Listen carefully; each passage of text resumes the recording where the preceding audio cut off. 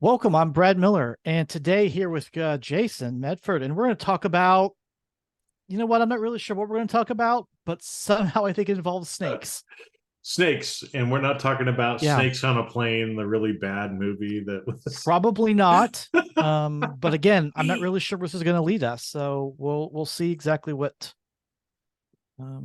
this takes us. But as I was sitting here trying to think about what needed to be said and what we need to talk about today, snakes came to mind. Um, and so figure let's see where this runs with us. Um, Well, and I think the first thought that I had, about this to kind of share too is when we say snakes, okay, a lot of people are going to be like, "Ooh, snakes, yuck," right? right. Yep. My mom definitely was And that way. yeah, yeah, and you know what? I mean, for the most part, I kind of have been a lot of my life too. I don't really like Hmm. snakes, right? I mean, I went back and just watched the Indiana Jones movies again, and it was really kind of Yep. interesting to see he didn't like snakes, right? And so there are a couple Hmm. of different of the scenes where it's like, oh, I hate snakes, right? Sort of thing. Hmm. And I think most people and I guess the point that I felt like dropping out there is a lot of the things that people may be afraid of or that people think are disgusting are actually really good medicine and things we should embrace and stop being negative about them. So I'll give you a couple of examples. Skulls. So a lot of times when people think of skulls or craniums, they think of it either like from a black magic standpoint or like skull and crossbones, like Pirates, pirates and bad death, people. stuff like that. Yeah. The SS Nazis had skulls on their caps and Insignia and things like stuff. that, Yeah. right? So a lot of times people think of that in a negative connotation, but no, skulls and craniums are very, very good things, right? For a lot of different reasons that we're not going to get into today. Snakes, another one, right? Where a lot of people are like, ooh, disgusting, right? But we'll talk about, because I know Brad, you kind of grabbed your book, and we'll talk about kind of what Mhm. what snakes actually mean. But other things like rats, and hey, I mean, they can be pesky little fuckers, and they just chewed the wires in my car that cost me a bunch of money to fix. But rat medicine actually very good, right? Flies, mosquitoes, a lot of these things that we might Mhm. find as a nuisance or we think are bad are actually very good. And again, don't believe me, but go look them up online. Go look up some of the medicine associated with these other things that most people think are disgusting, and you will be very surprised. Bats, another one, right? Most Mhm. people are like, Yep. ooh, bats. Are you kidding me? That's some fucking powerful medicine. Bats are very powerful Mhm. medicine, and so are snakes. Yeah. Well, and So I Brad, tell us couple, what yeah, snakes no, a are couple snakes a are about. couple months ago, I was out hiking, um, and I was walking through. All of a sudden, I felt some things kind of on me. I had ticks on me, Mm-hmm. tick medicine. Mm-hmm. So again, just you think like, oh, creepy tick, whatever, like that, but there was messages there. Mm-hmm. And this is not going to necessarily, well, I don't know, maybe it will be, I don't know, necessarily be the animal medicine episode, but so snakes. So um, every morning I pick an animal card, and this morning, my animal card was snake. Oh, Um, interesting. And that's what popped into your head too when we were thinking about what we were going to talk about. yeah. Okay. So, and what I do when I pick the card is then I go through and I've got a book here that explains what all the different animal cards mean, what kind of medicine is with them, and then I go through and I see what kind of speaks to me, what jumps out, what seems relevant to me at the time, as I'm going through that. And so again, like I said, to this morning was snake, and snake is medicine is the medicine of transmutation, which is kind of the idea of um, alchemy. It's turning, lead into gold, things like that. It's a transformational form. Okay. Um, it's, if you think about the sign for medicine for doctors, it's the twin snakes, the caduceus. Snakes have been are seen as the idea of healing, of growth. The idea that the snake sheds its skin, to be able to allow it to then to grow, right? And so oftentimes snake means that there's something you need to shed in order to be able to grow. And that is part of, I think, for me, what this morning was about, was that there's things that I need to be looking at in my life that I need to be shedding, things that will help me to be able to grow once I get rid of this dead skin that's hanging there, that's keeping me from being able to expand.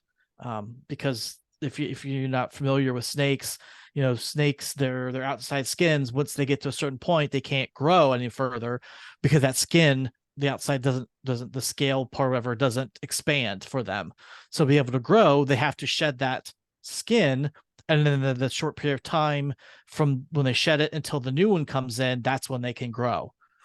And so the idea of getting rid of stuff they no longer need, shedding that, and snakes do it. A lot of insects also do it, where they'll shed their exoskeletons, which allows them to then to grow. Once they've done that, the idea of snake medicine is getting rid of things that no longer serve you, so that you can grow and evolve. Um, Well, and it's interesting because, like you said, it's not just snakes that do that, right? There's other insects mhm, that do it, and I actually just learned about a local, I can't remember the name of it, but it's kind of a bush tree kind of thing that grows here in northern Arizona. And it's a similar thing where you'll see that the bark kind of flakes off. And so mhm, what happens is the new bark is growing underneath and kind of grows out from the center of the tree. So it's like it's kind of pushing out, and as mhm, the new bark is kind of coming and going out the end of the branch, the old flakes off as well, right? And so mhm, yeah, there's a lot of imagery behind that, right, for us to think mhm, about shedding old things. But this whole idea of transformation and transmutation, I think, is important too, right? And again, um, I've had snake medicine come in. Uh, some of my friends have. We all kind of got it around the same thing, around the same time. Um, Luckily, mine was a plastic snake that I found, not a real one. But anyway, I mean, if Arizona, you never, yeah, I mean, it could be. yeah.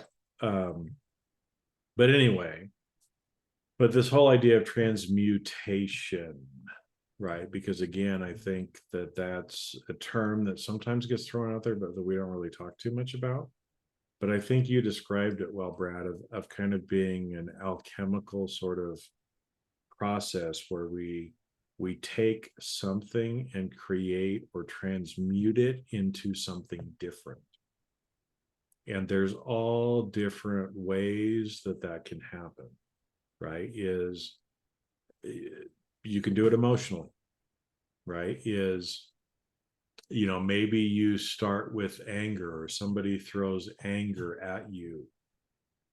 You can take that anger and transmute it, change it, and send it back in a different form, right? So again, the simplest way, let's just say that I did something stupid and Brad was mad at me.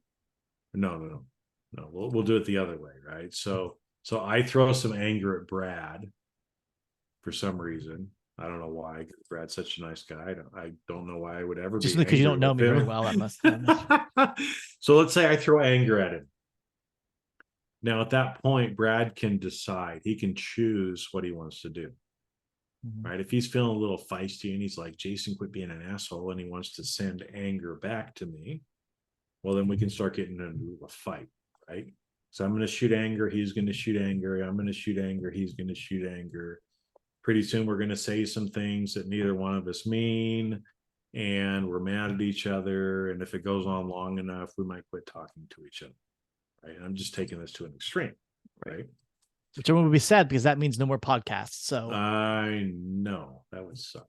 So, but instead, because of who Brad is, if I happen to have a bad day and I shoot anger towards him, Brad's probably going to take that anger and go, "Oh, Jason, I love you.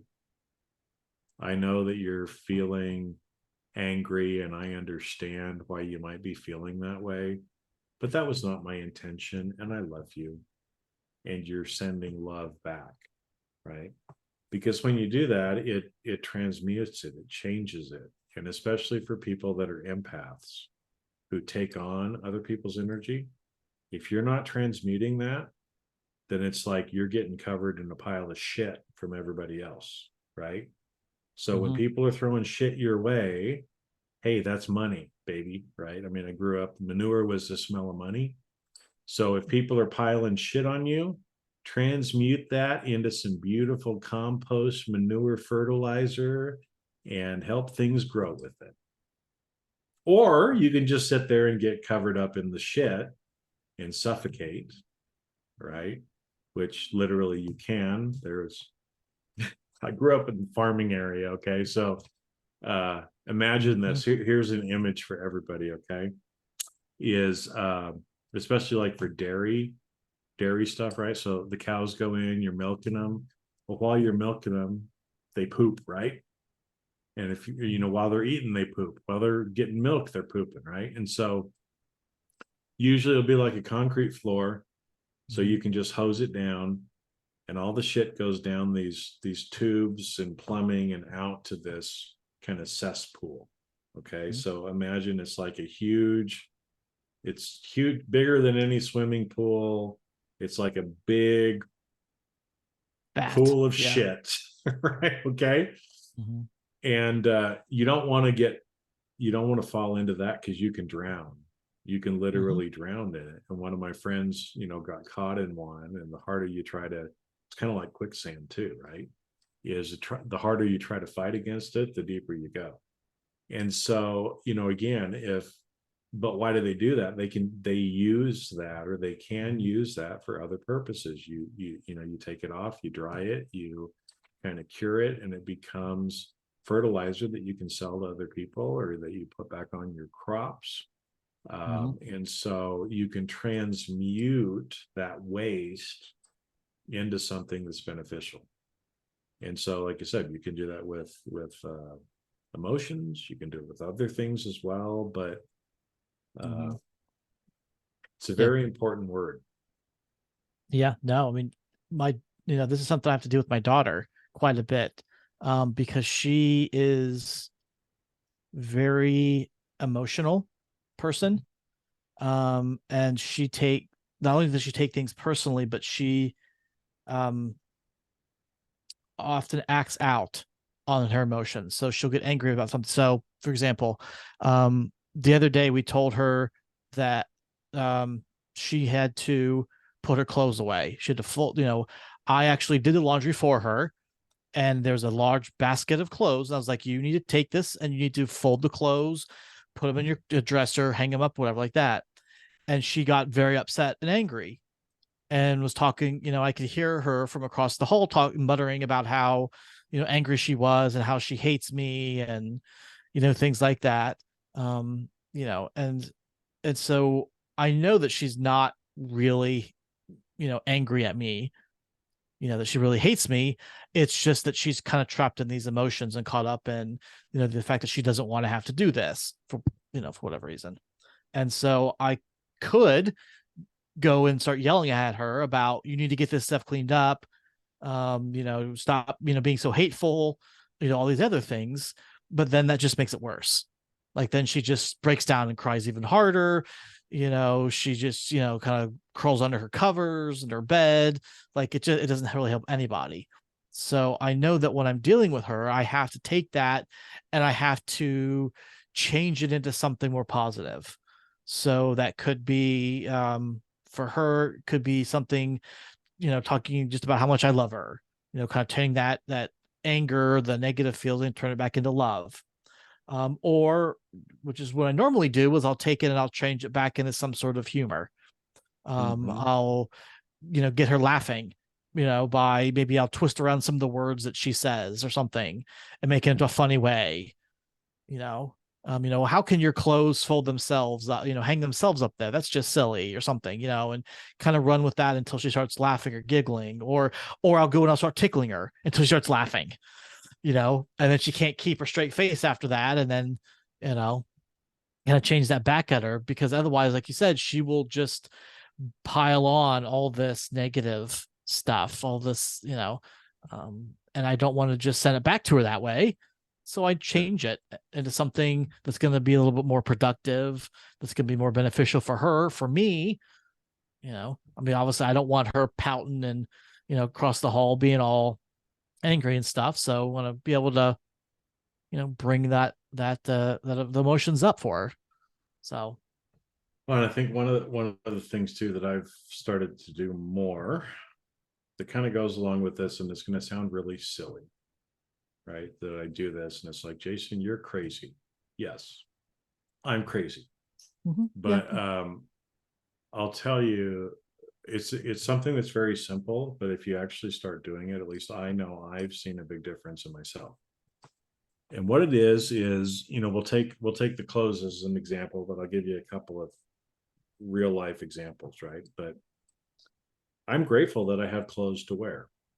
Now, Mm-hmm. I like being naked too, right? But it's nice to have clothes, and I appreciate the clothes that I have, that they fit well, that they keep me warm, right? So, like, Mm-hmm. I've got a little jacket on today because it was a little cool this morning. I'm grateful that it's finally cooling off. It's not so hot, right? Mm-hmm. And I'm grateful that I have a jacket, right? And so again, I can express gratitude uh, for my clothes. But something simple like laundry is a way for you to show your gratitude and love for your clothes. Now, again, a lot of people are going to be like, come on, those are inanimate objects. Well, your clothes have energy as well. And when you uh, treat them with love and respect, they will treat you with love and respect. And so again, sometimes when I'm folding clothes, I'll be like, "Oh, sure, I love you. Thank you for, you know," and fold it nice, right? I mean, we can kind of wad things up, but Mm-hmm. to me, it's a physical way of expressing the gratitude that I'm already trying to do etherically with those things physically. Same thing when I wash dishes. And I think we talked about this on a previous episode too, right? But Mm-hmm. I remember it was a couple nights ago. Um, one of the pans would cook some meat in, and so it was kind of uh, caked on oil and different stuff. And so I took extra time and put extra love into cleaning that stainless steel skillet, right? Mm-hmm. Because I could have just done a quick kind of wash through, but I'm like, no, it's got a little bit of oil staining on it. I'm gonna pull out the bartender's helper, and I'm gonna actually take a little bit more time and actually make it shiny again, right? Now I do the same thing with my jewelry as an example, right? I wear certain jewelry. Um, Almost pretty much none of it is for uh, looks. Decorative Okay, there purposes. it's decorative purposes, right? There's a reason why I It's all wear the different. functional. Yeah, it's functional. There's a reason why I wear it, and again, I express gratitude for it. When I taking off a ring or something like that when I'm washing, I try to think about it that way. But every so often, every week or two, I pull out my polishing cloth and I sit down and I go through and I polish my um, jewelry, because a lot of it is silver and it can get stained, or the patina. And actually, my energy actually it's not just patina, sometimes it's like black, like it got burned, because it did get burned. And so I have to like really go at it to clean it. But taking those opportunities, right, is, and how does this all come into the transmutation? Okay. Well, I will tell you, I am grateful for my jewelry, because my jewelry is transmuting certain energy for my benefit. It's protecting me from certain energy for my benefit. And I am grateful for that. And so I express my gratitude, and I show my gratitude by taking care of it. Now, it's the jewelry is doing that, but I could choose to say, oh man, I got to clean my jewelry again. It's going to take such a long time to do. Or, oh my gosh, I got to do the dishes again. Oh man, I got to do the laundry again. Right. You Well, sound if just you're, my daughter with the yeah, laundry, did I pretty sound just much. like Yeah. you? Oh, Dad, I hate you for making me do this. Right. Yeah, I mean, a little bit more of an eye roll, and she kind of looks over top of her glasses, but otherwise dead on. Brett's Yeah. spot on. Okay. So Mhm. we can go there. But see, again, those are emotions that we don't necessarily want to have, right? What if we Mhm. transmute, or if we start to go into that space, transmute it back to something like love or gratitude? Oh my gosh, I'm so grateful to have clothes. I'm so grateful that I have a washing machine and dryer, right? In my house. There were times in my life when I had to go to the laundromat, and it was a pain in the ass, right? I can do it in my house. I've got the clothes. I've got, pots and pans and dishes to eat from, right? I don't have to eat with my hands unless I want to, right? And those are things that we should be grateful for in transmuting anytime those negative emotions come through into something that serves us more and that connects us more with these things, because as we take care of things, they take care of us. Mhm. Even what you might consider to be inanimate objects are much more alive than you would believe. Well, I mean, I think we've talked about the fact that everything is energy, on a quantum physics level, even like the things that you think are solid. And I try to explain this to my daughter, but I'm sure it goes over, her 8-year-old head. But, solid things like this book, it's, we think it's solid, it's matter, right? But it's still at a quantum core elemental level, it is energy. It's made up of, it's mostly energy. And so yeah, even as inanimate objects, there's still energy, and energy is life.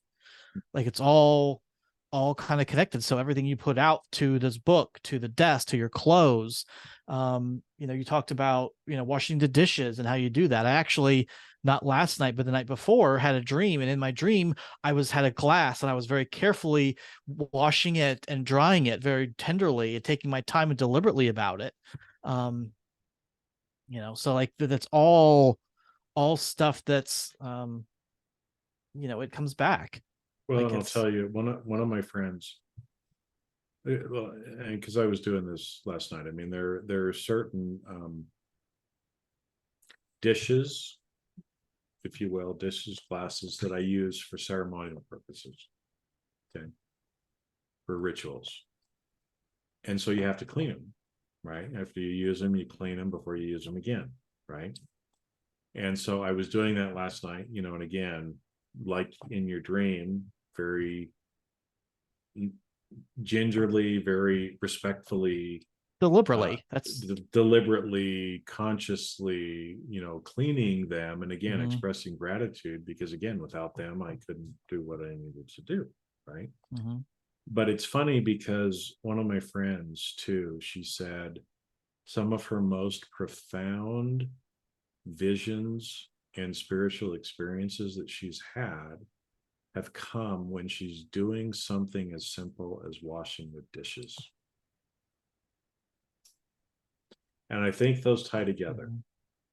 right? Is that a lot of times these simple things that we might be doing are actually doing something for us at a much deeper level spiritually, or open us up to something else, right? And I'll tell you how I know this, right, is my last house that I was in. We had these rugs in kind of the entryway.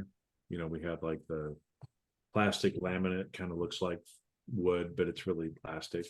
And these runner kind of rugs, you know, so people don't track stuff in to the house. And on the bottom of it was kind of like this rubber non-slip kind of stuff, right? That you're probably familiar with. And for some reason, and I know why, but we'll just leave it as a mystery here on the podcast because I can't share everything. But interestingly enough, those rugs glued themselves to the laminate. The nonstick rubber kind of melted and stuck itself to the floor. Okay. Decided it was time to replace the carpets because of the color, right? My ex-wife was like, these don't go anymore. We need a different color. Okay. Go to try to remove them. They're all stuck to the ground. So I had to like pry and peel. I mean, again, it's like scrape it to get it up. And then there was a whole bunch of residue all over the floor.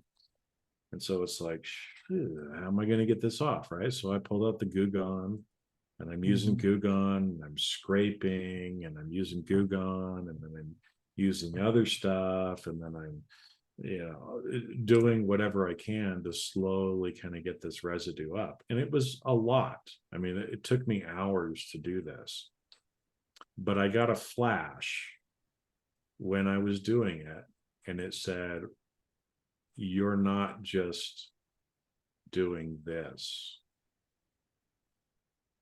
act that you're doing is doing something on a deeper and a higher level. And so a lot of times the things that we might think are just routine, normal, clean in the house. Oh, you think you're washing the dishes, but with the right attitude, with the right intention, you're doing so much more than just washing the dishes. And I've had that experience over and over again as I do things. You know, the house that I'm in right now, again, when I got in here, it needs a little TLC. And again, I kind of got the flash that as I'm gonna cry again. As I love and fix my house, as I clean and organize my house, as I give it love, I'm doing the same thing for myself. So as I am fixing little things that are wrong around the house, replacing a light switch, fixing a door that sticks, when I'm moving the rocks around in my garden and making it beautiful, when I'm trimming the trees, when I'm picking up the garbage that's blown in from somewhere else, it seems like I'm just doing 3D shit, but I'm not. And if all of us could start to see those little things that we're doing as something much bigger and have the right intention as we do those things, we can transmute, right? As we're going through it. Go from something where you'd normally be annoyed with it and turn it into something that can be a spiritual practice, something that's sacred for you to do, right? So that's transmutation, right? But I think the other thing too that was the shedding, right? That maybe we probably should spend just a few minutes on before we close is, you know, and again, for everybody that kind of forgot where we were at, we started with snakes, right? About snakes, snake medicine, transmutation. And one of the things often is around shedding and letting go of things that no longer serve you, so that you can actually move into your growth. Yeah, because when you saw that old skin on, you can't. There's no room to grow. You're constrained by that. And I think we probably talked about the fact that you sometimes you have to clean house to be able to let new things in. You have to get rid of old habits. You have to get rid of old thoughts, um, old ways of being, old identities before you can take on new ones. And I think that all goes back to that skin that we got to shed. Yeah.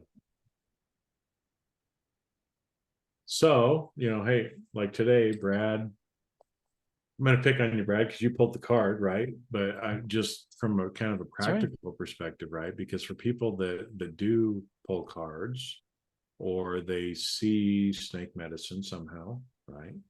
And again, we've talked about this before, right? If it's out of the ordinary, like if you live in a place where you see snakes every single day, it's probably not a big deal, right? Just like for me to see a coyote, I'm not like, oh, coyote medicine today. No, but if the coyote does something weird or out of the ordinary, like I'll tell you a couple of the examples, right? Like one was kind of going down the street, just kind of prancing back to wherever he was going. He stops right in front of my house and takes a shit on the street, and then carries on. That's not normal behavior. Right in front of my house. Okay.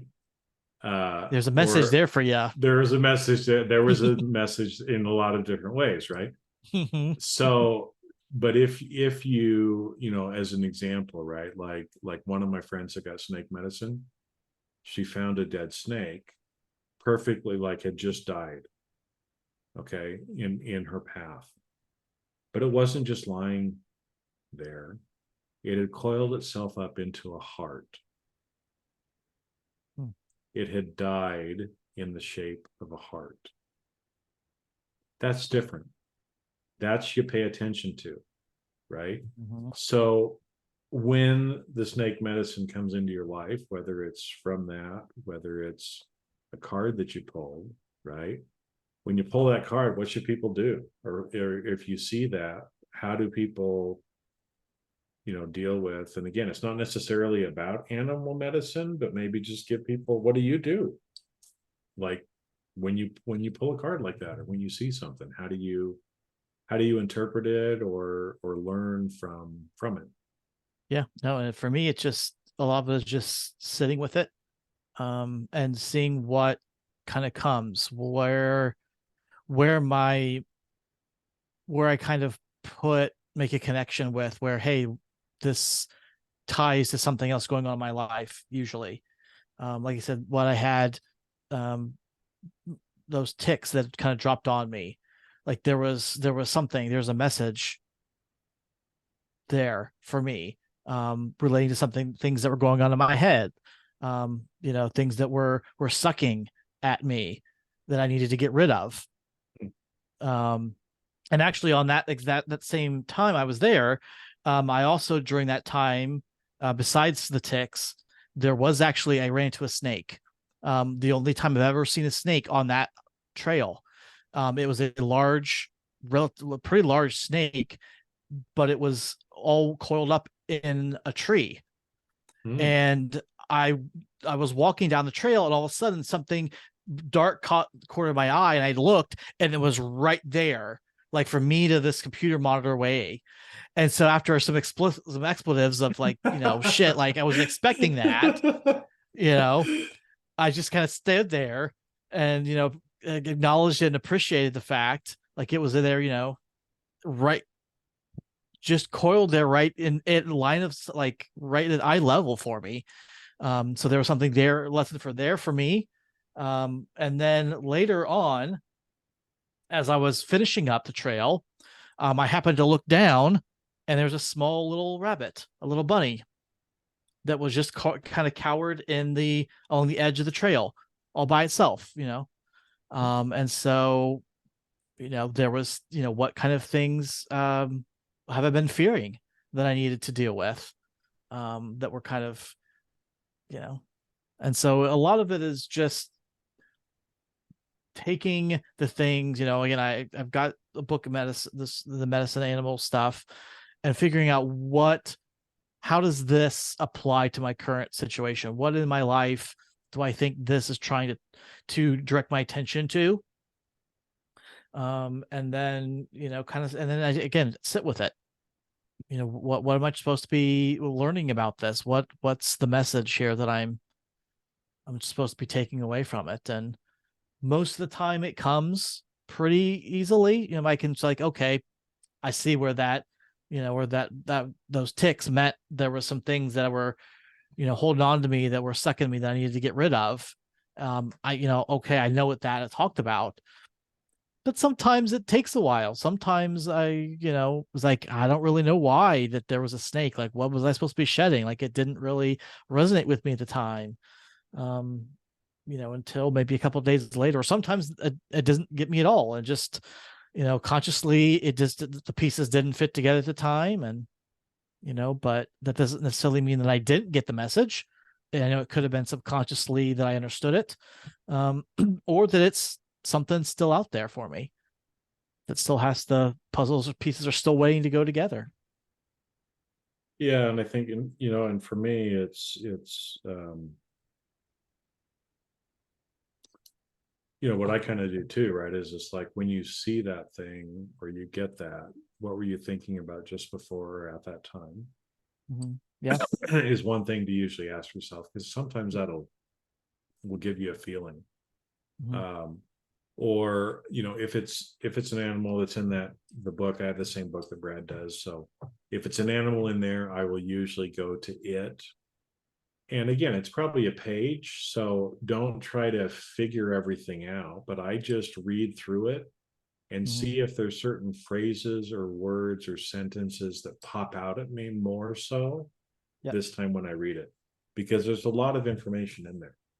If it's something that's not in the book, then what I usually do is I put the animal, I go to Google and I Mm-hmm. say like mosquito animal medicine Mm-hmm. search. Whatever the first one is that pops up, I just go with that, because I trust that when I'm looking, and again, Google's going to kind of resort everything, but the one that I need to hear is going to be at the top. And so I usually pick the first one and I do the same thing and kind of read through what jumps out at me. Sometimes it's kind of crystal clear to me, other times it's not. And sometimes, again, I mean, when I'm sitting on the porch, I don't go look up every single thing that comes in, right? But Mm-hmm. when I'll say something like this often, or not necessarily out loud, but in my mind, right? Like, um, and we talked about, if three show up, pay attention, Mm-hmm. especially, right? So like doves, for example, usually are you either see one, but you often see two doves together. Hair. If you Yeah. see a third dove, then really pay attention, right? But I've got a bird feeder, and so birds will come, hummingbirds will come, got hummingbird feeders. Mm-hmm. And again, sometimes you don't have to know.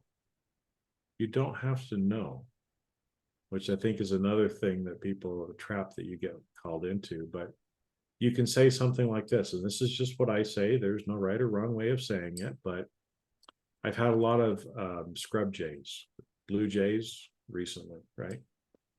And I've looked it up. There's a specific thing, and I've gotten certain things from it, but they've been coming pretty regularly, or other little birds that will come. And when I see them, I say something like this: thank you for coming and spending time with me. I love you and am so grateful that you're here with me. I accept whatever medicine you are bringing to me, and I easily integrate it. I don't have to know what it is, but if I'm willing to receive, don't have to have the knowledge, don't have to have the brain thinking, Mm-hmm. but I kind of say that. And I don't do it all the time. Or sometimes I'll be sitting there and I see the trees and they look really beautiful today. And I just say, trees, thank you for being here. You're so beautiful. And I love the shade that you provide. Mhm. Just placing a little bit of attention and sending a little love that way goes a long way, right? And, again, I use the word integrate, but the word transmutation, transformation, those are all similar too, right? Mhm. And again, you think of it that all these things are bringing us medicine, but we have to integrate that. It has to become a part of us. We have to transmute it into what we need, right? Just like, I mean, some of the things that would be considered poison, when taken in small doses, right, it actually becomes the antidote, and it strengthens you instead of killing you, right? And so there's kind of a connection there too. But anyway, I'll just shut up for now, because we probably should wrap up this episode. Getting long-winded again. That's the people here that pay to listen to our long-windedness, Yeah, right? yeah, and they're paying lots for a free podcast. Getting their money's worth then, huh? Yeah, there we go. um so yeah, like I said, I did not know where this was going to go this episode. Um but I think it was a good one. There's a lot of things in there that Yeah, a lot about people. transportation, shedding, Mhm. a little bit about animal medicine. Because again, whether you see snake or you see something else, and also I think to remember, and just to start changing your mindset. I think I said this at the beginning. A lot of the things you might think are icky, like spiders and snakes and rats and flies and mosquitoes, holy shit, those are all powerful medicine if you look it up, and maybe start changing your point of Mhm. view, right, about some of these things as well. Mhm. um, and not see them as something evil or bad or icky, but see them for the beauty that they actually are. Because I'll tell you, things like rats and cockroaches that people think are just disgusting, they're going to be around long after the humans are. And they're some of the smartest, most advanced and resilient creatures in this world, that deserve a little bit more respect. And we can even send them some love too. Just don't eat my wires in my car anymore. So with that, da-da-da-da-da. All right, everybody. Well, thanks for listening. And, if you found value, then share this with other people you know. If you need to, go back and listen to it again, right? I mean, they're out there. You can listen to it as many times. Every time you listen, you're going to get something else.